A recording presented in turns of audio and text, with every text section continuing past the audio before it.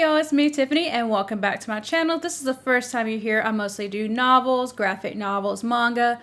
Occasionally I might hit into a television show or a movie, especially if it's book related. So this time I want to do something a little different.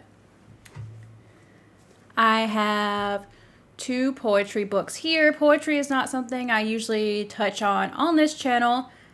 At the time of me recording this, I have recorded one other video. I just don't know if it's out yet because it's going to require more editing. But I decided to check out two celebrity poetry books. Misha, which he plays Castiel in Supernatural. And then there's Kelsea Ballerini. She is a country star musician. I'm not a huge country fan, but I do like some of her music.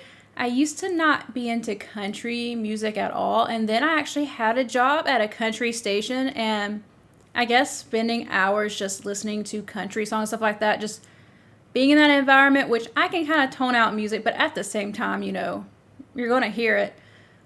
With any genre, you're going to find some gems you like, and her song Peter Pan in particular I like, and the cover is actually really cute, you know, and so I decided to check it out, and I didn't know if I was going to make a video on this. I didn't know what I want to do, because actually Castiel was my favorite character in Supernatural. I know I'm jumping back and forth, but one way, like, I do poetry, and this is just my opinion, where there's traditional poetry, insta poetry. I don't go into celebrity poetry much. I don't do a star ranking or anything like that. I do look at it objectively. I will say whether I enjoyed it or not, whether I relate to it or not, whether I think the themes are relatable or things like that. But if you go on my Goodreads, I have done this in the past, but lately I don't feel comfortable rating poetry books just because most of them are super, super personal. Epics are different, and, you know, books in verse are different. But I will say whether I enjoyed it or not. And I will say this before I go into either one. I did enjoy both of these a lot. I think both of these were very raw. They're very relatable. They're definitely not traditional, but they're not insta poetry either. They're somewhere in the middle. Like, I think more of these are like documents and streams of consciousness and stuff. Similar to what I've said about insta poetry, I think, in a few videos. But at the same time, they definitely aren't meant to fit on an Instagram post or a tweet or anything like that. And I do think they use more traditional elements than like insta poetry, but this is not super traditional. It's very simple language, both of them. So that's what they kind of have in common. So the one I want to talk about first is Misha's, mostly because it's shorter and I think his poetry is a little shorter. And also, this is the one I actually own. I actually pre-ordered this because I just love him on social media and things like that.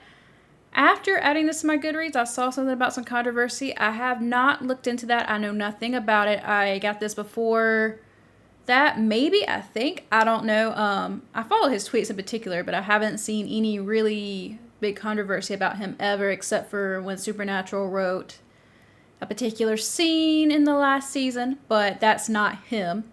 So I did not see nothing actually bad when I read this, and I've been meaning to look it up, but I want to do this video now because the other one's due in the library in 2 days. So the book definitely shows like he is good with language, cadence, memory, like, and I say memory because this is kind of like going through a chronicle of his life for a certain period of time and his grief and like how he felt about different things. It even talks about the pandemic a little bit in this. And I feel like this is simple, and he's observing life and observing how life has affected him in particular, right?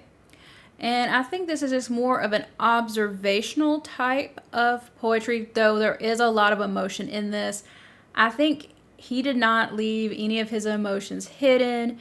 He was very blunt with it. He just opened the floodgates to the public to see what kind of person he was being at the time he wrote this or how he felt. There's sort of a somber, melancholy feeling through this, but there's still humor and reflection, and I think this is a very good poetry collection if you're new to poetry or you're younger, because You know, there is a little bit of metaphor in this, but it's also very simple, and I think you don't have to know anything about him to understand what is going on, and so I appreciated that. Each poem in this collection is its own, but somehow it ties together, and you can definitely tell, like, I'm not sure if there's a theme, but sort of like an overall cohesiveness to everything. But if you read each poem by itself, you don't feel like you're missing a bigger picture of things. Okay, because this is poetry, I'm not trying to be an English teacher or anything like that. I'm not going to go through each poem and do every little thing,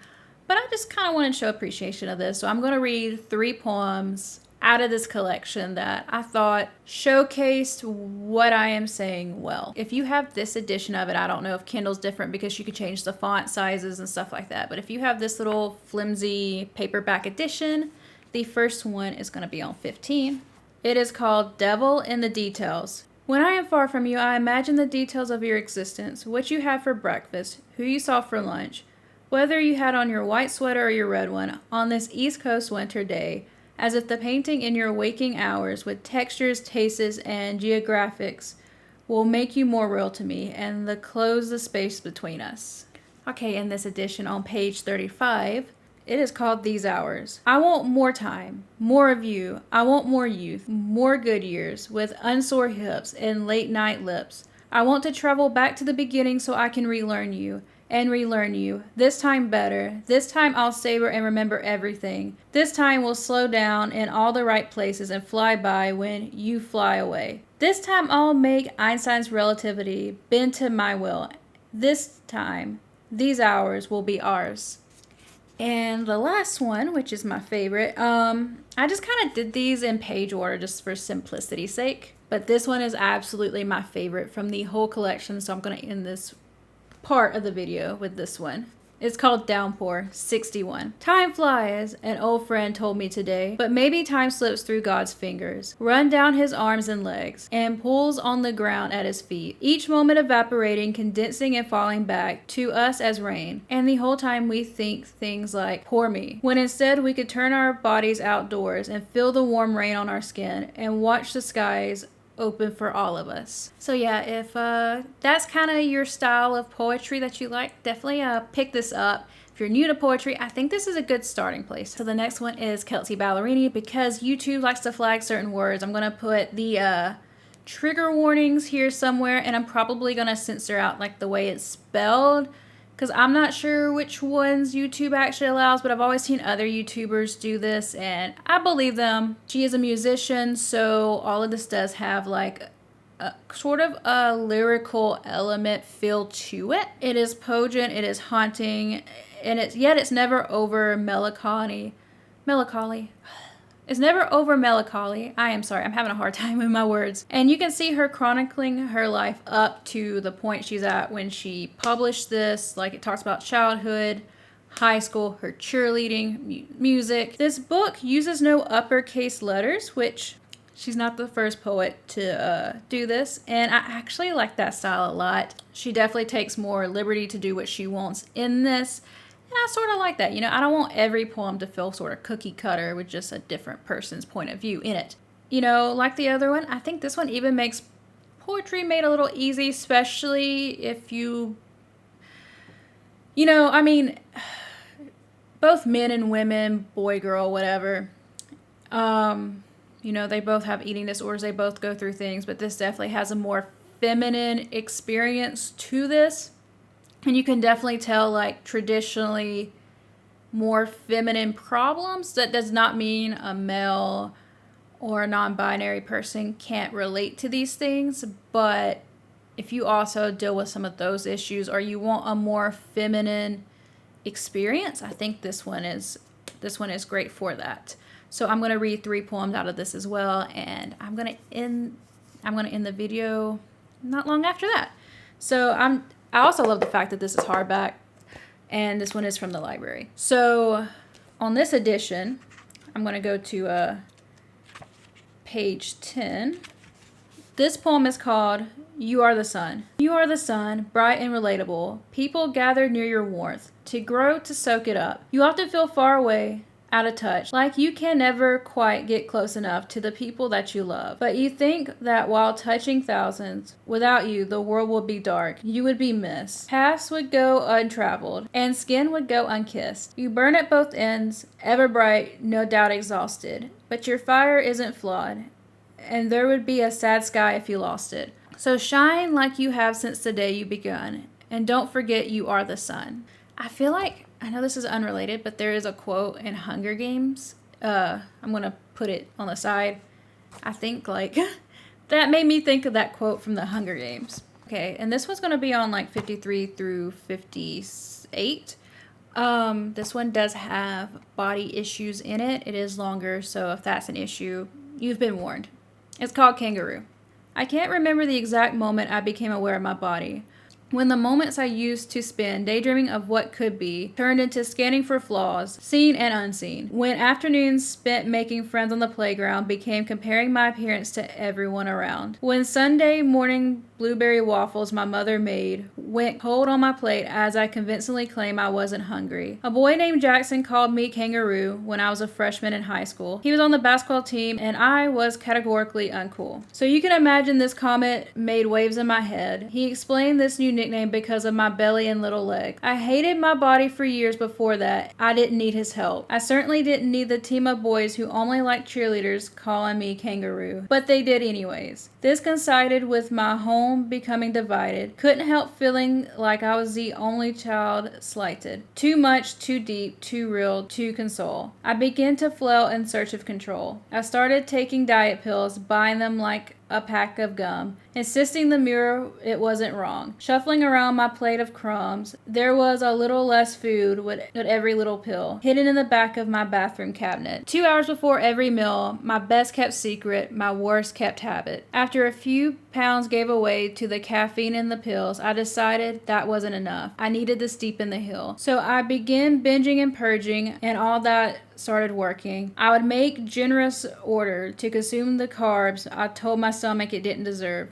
Excuse myself like a performer, lock the bathroom door and purge. My 5'8" lanky frame became 110 pounds. My sickness told me I looked amazing, devouring the compliments like I should have devoured a meal. Addicted to the way boys looked at me and the way they made me feel. I stopped trying to be invisible and I started wearing heels, but I wanted more. I got a membership to the YMCA and worked out a few times a week, then a few times a day. Every second, every friendship, every good day, every party was overtaken by my obsession with my body. It took passing out privately, publicly several times, then coating each one in embarrassing soak lies, swearing in the heat of the summer, or forget about it, I'm fine. For me to realize I have crossed the line, my throat ached from the vomit, and my hands shook from the pills. My legs sore from the extra mile I ran on the treadmill. I stopped when I was 18, the gym, the purging, the suppressants with caffeine. I was starting to hate me and realizing things would never make me happy. I needed to show myself some accountability. I needed to show my skin and bones some humility. I wanted to get better. I wanted to start healing. My journey with my body has been littered with deceit and neglect. Sadly, several years of lack of respect, yet my body has kept me safe and healthy through it all. Never thought to quit on me, never saw itself as flawed. It just patiently waited for my head to catch up. What the world told me, what the world continues to be, that women are not enough unless we're damn near see-through. That our lies in the gap between our thighs, or the structure of our face, number called our size. These lies are fed up and meant to keep us insecure, sad and small, feeding us lies while telling us not to feed ourselves at all. Now it's bold and brave to stand in our skin so tall, and not to pick up when projected insecurities start to call. It is a process to find self-love, and it's ongoing and forever. So if you're on that journey, know you're worthy, and in this we stand together. You know, like I said, it's more lyrical than like Misha's poetry, but they're definitely different, and I like how vulnerable she is with us and chronicling the journey and not holding back. I really enjoy that. So the next one is on page 69, called The Right Side of History. And I think anybody on social media or becoming more aware of social issues, and, you know, especially if they're online, I think they can relate to this one a lot. And this is going to be the last poem that I read. The Right Side of History. Did I misstep? Did I misspeak? Did I fuck up with that one tweet? I meant to raise my hand for the oppressed voice, the right side of history, but instead I am now misconstructed by both sides. From the unwritten words between the lines that I should not have left unwritten for those people to interpret blanks to fill in. Because there was goodness in my intention, and now I can't begin to bear my mentions. It makes me want to shut up and sing, to play the dumb blonde who stays squeaky clean. Where my stage made of privilege is safe and serene. In my cage of complexity, people aren't mean. I want to stay hungry and mindful and eager. Always a student, never the teacher. An ally, a friend, the girl in the bleachers, screaming from the invisible, it's time to see her. So I'm going to let this one play out how it will. After all, if I'm going to die on a hill, I am glad it's for tarnishing a crown once so glittery and trying to be on the right side of history. And, like I said, I think a lot of people who are being more aware of social issues and trying to speak out and using social media can relate to that one. You should stand up for your beliefs, but sometimes you're misinformed. Sometimes people take things wrongly. Sometimes you just, there's so many things. And while that one wasn't my favorite poem, I think a lot of people can relate to that one.